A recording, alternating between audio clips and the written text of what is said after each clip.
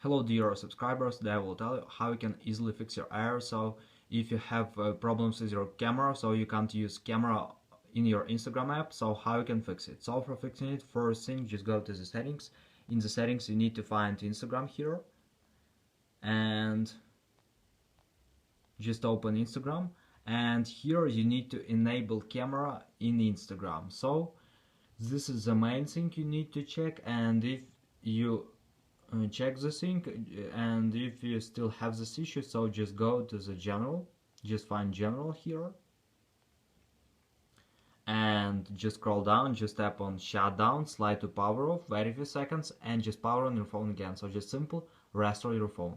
And if it doesn't help you, if you still have this issue, so just try to update your phone. So just go to the general, just tap on software update, just wait until it will check for updates, and if you have here available updates, just download, tap on download and install, and wait until it will successfully download and install the latest software update on your iPhone.